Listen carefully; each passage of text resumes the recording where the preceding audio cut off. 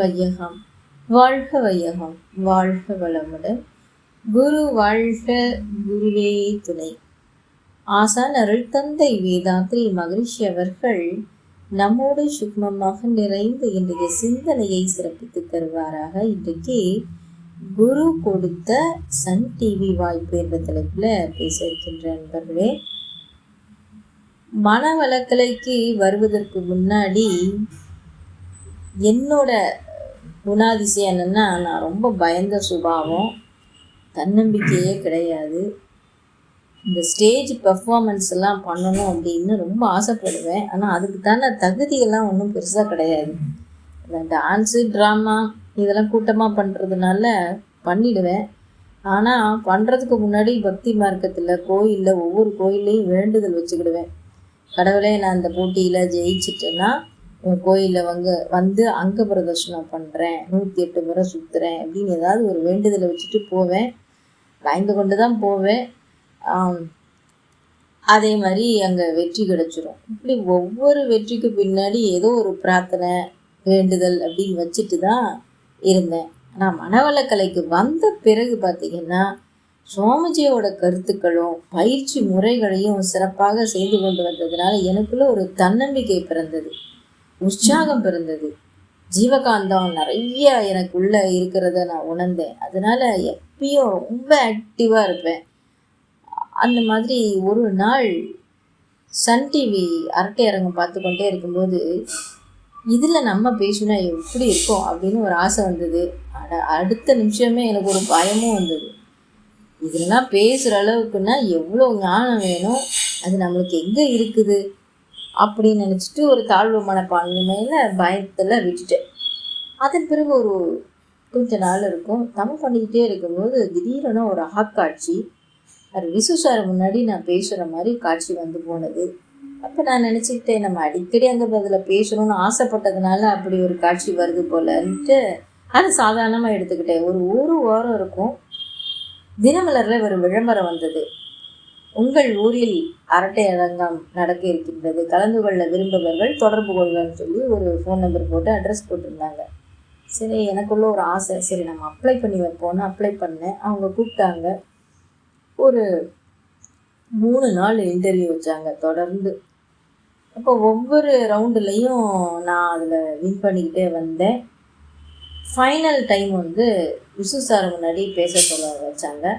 அப்போ video camera lights ஆன்லாம் பண்ணி ராஜா முத்தையா மன்றம்னு ஒரு பெரிய அரங்கம் மதுரையில் இருக்குது, அங்கே தான் நடந்தது. அப்போ அங்கே பேசி கொண்டிருக்கும்போது ஒரு பயம் என்னன்னா, விசு சார் வந்து குறுக்க நிறைய கேள்வி கேட்பாரு. அப்போது அதுக்கு தகுந்த மாதிரி பதில் சொல்லணுமே, நம்ம எப்படி சொல்ல போகிறோன்னு மகிழ்ச்சியை நினச்சிக்கிட்டே பேசினேன். ஆனால் அவங்க உடனே செலக்டா நாட் செலக்டா எதுவுமே சொல்லலை. ஒரு நம்பரை கொடுத்துட்டு நீங்கள் அப்புறம் ஃபோன் பண்ணி கேட்டுக்கோங்கன்னு சொல்லிட்டாங்க. சரின்னா ஒரு நைட்டு ஒரு 10 மணிக்கு தான் அந்த லைனே கிடச்சிது. அப்போ கேட்டப்போ நீங்கள் செலக்ட் ஆகிட்டீங்கன்னாங்க. அதே மாதிரி ஃபைனல் டே வந்தது. நான் அந்த நிகழ்ச்சியில் கலந்து கொண்டு பேசிட்டு வந்துட்டேன்.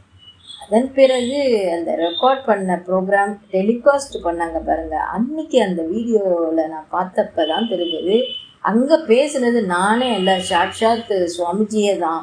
ஏன்னா என்னோடய அனுபவத்துக்கும் அறிவுக்கும் அப்பாற்பட்ட கருத்துக்களெல்லாம் நாங்கள் சொல்லியிருந்தேன். அப்போ இதெல்லாம் எப்படி அப்படின்னு யோசித்து பார்க்கும்போது எனக்கு ஞாபகம் வந்தது, ஞானம் வாழ்வும் புத்தகத்தில் நான் படித்து தெரிந்து கொண்ட விஷயங்களை தான் அங்கே பகிர்ந்து கொண்டிருக்கிறேன். அதனால தான் அங்கே வந்து அவ்வளோ வெற்றி கிடைச்சிருக்குது அப்படின்னு நான் புரிந்து கொண்டேன். அப்போது சொந்தக்காரங்க, ஃப்ரெண்ட்ஸ் எல்லோரும் ஃபோன் பண்ணி ரொம்ப நல்லா இருந்ததுன்னு சொல்லும்போது எனக்கு ஆச்சரியமாக இருந்தது. அப்போ எல்லா புகழும் குருவுக்கு தான் அர்ப்பணம். ஏன்னா எனக்கு இவ்வளோ திறமை எப்படி வந்ததுன்னு எல்லாருக்கும் ஒரு ஆச்சரியம். அப்போ நான் சொன்னேன், மனவளக்கலை பயிற்சி தான் காரணம், ஒன்றுமே தெரியாத என்ன இந்த அளவுக்கு உயர்த்தி விட்டவர் குரு பிரான் தான் அப்படின்ட்டு நான் அவங்க கிட்ட எல்லாம் பகிர்ந்து கொண்டேன். அப்போ அந்த நிகழ்ச்சியில் என்ன தலைப்பு கொடுத்தாங்க அப்படின்னா, இன்னைக்கு யார் மகிழ்ச்சியாக இருக்கிறாங்க, அளவுக்கு மீறி சம்பாதிக்கிறவங்களா, அளவோடு சம்பாதிக்கிற நடுத்தர வர்க்கத்தினரா, இல்லை பிறரை ஏமாற்றி பிழைக்கிறவங்களா அப்படின்னு தான் கேள்வி. நான் அளவோடு சம்பாதிக்கிற நடுத்தர குடும்பத்தினர் தான் மகிழ்ச்சியாக இருக்க முடியும்னு பேசினேன். என் கூட ஒரு 6 பேர் பேசினாங்க. கடைசியில் எங்களோட தலைப்பு தான் அங்கே ஜெயிச்சது. அப்போ தான் தெரிஞ்சது அந்த நிகழ்ச்சியில் 600 பேர் போட்டி போட்டிருக்கிறாங்க.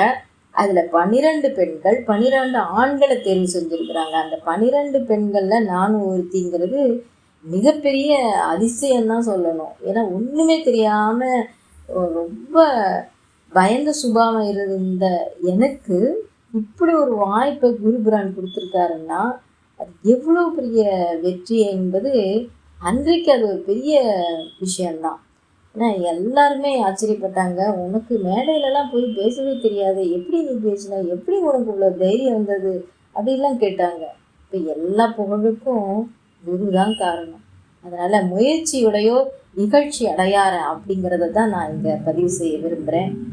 இந்த வாய்ப்புக்கு பிறகு நிறைய பேருக்கு நான் ஃபெமிலியர் ஆனேன். எங்கேயாவது போனால் கூட நீங்கள் அரட்டையரங்கத்தில் பேசினவங்க தானே அப்படின்னு வந்து கேட்கும்போது எனக்கு சிரிப்பாக வரும். இதுக்கு முன்னாடி நம்ம யாராவது கண்டுக்கிட்டாங்களா, ஒருத்தரும் தெரியாது அப்படின்னு நினச்சி ஆச்சரியப்படுவேன். அதன் பிறகு எனக்கு பல வாய்ப்புகள் தேடி வந்தது. கொஞ்சம் கொஞ்சமாக என்னோடய திறமைகளை நான் வளர்த்து கொண்டேன். அது எல்லா புகழுக்கும் குருவே காரணம் என்று கூறி இந்த பதிவை இத்துடன் நிறைவு செய்கின்றேன். இன்னும் பல இன்ட்ரெஸ்டிங்கான பதிவுகளோடு அடுத்த பதிவில் சந்திக்க இருக்கின்றேன். நன்றி. வாழ்க வளமுடன் நண்பர்களே.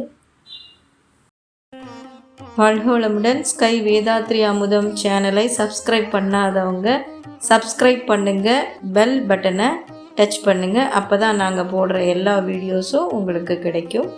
நன்றி. வாழ்க வளமுடன்.